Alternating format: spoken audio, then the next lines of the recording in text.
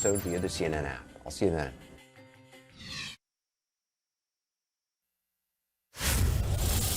All right, next hour, President Biden will sign into law a bill making Juneteenth, a national federal holiday to commemorate the end of slavery in the United States. We also know that several states have banned or are looking to ban the teaching of critical race theory in schools, also the concept examining American institutions through the lens of race and racism. Well, now some students are pushing back and making the case for what they call a more diversified curriculum. Diversify Our Narrative is a national group of students. They're calling for schools to include at least one book by a person of color and about the Black experience, and other calls as well. Two of the leaders of the Charlotte-Mecklenburg group there, they are with us now, Catherine Titty and Veronica Bofa. Thank you, ladies, for being with me today. Let me start with you, Catherine.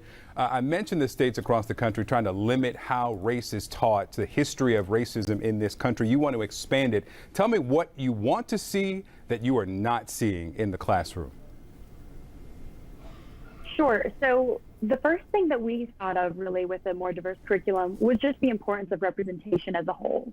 So the importance of students being able to see protagonists that look like them, protagonists that have the same culture or religion as them, and then also being able to see the stories of people that are in their same culture or race in their textbooks that might not be represented now. And so that's the change that we are currently seeking. So one is a diversified, more diversified look into our English curriculum. So diverse novels by and about people of color. And then also textbook reform in the future. So looking at the full history of America, not simply through one lens. So, Veronica, I understand that actually both of you just finished your sophomore year, you're rising juniors. Are there books in a part of the curriculum that offer a Black contemporary perspective? Yes. Both Catherine and I were able to have teachers that taught English classes with racial sensitivity in mind and promoting inclusivity. And so we got to experience reading texts and passages that did include not only Black voices, but other people of color as well.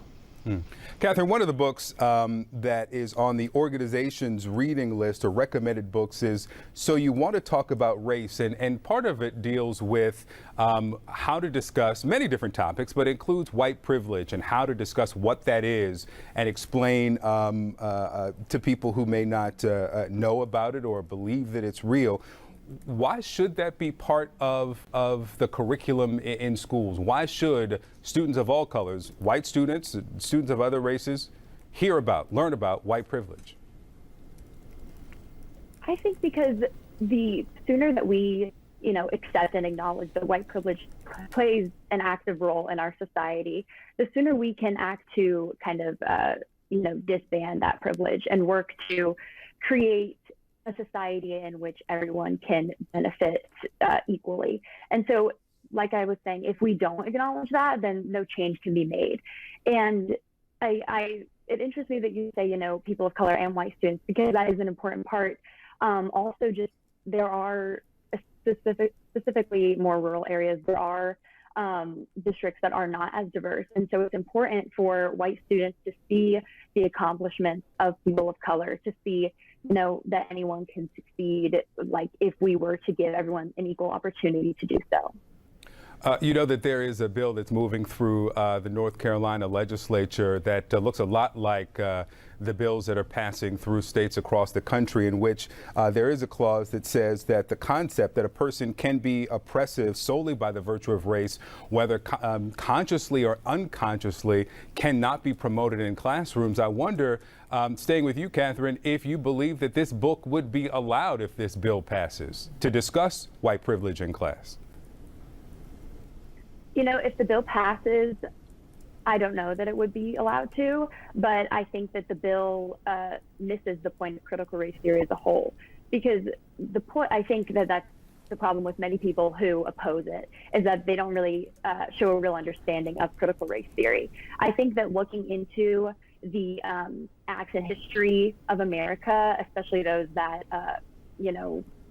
show that there is a racist past of America, And then looking at how these acts in history, how that influences like society today and influences all American institutions. I don't think that that is portraying a specific group as racist, but more so it's looking at how we can, again, try to deconstruct the racism in these institutions.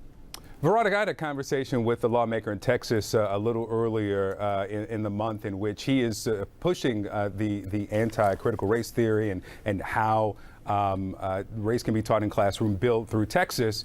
And one of the questions was about if students are having these conversations, whether they are in the classroom or not. Are you having these conversations aside from the curriculum in schools there in Charlotte?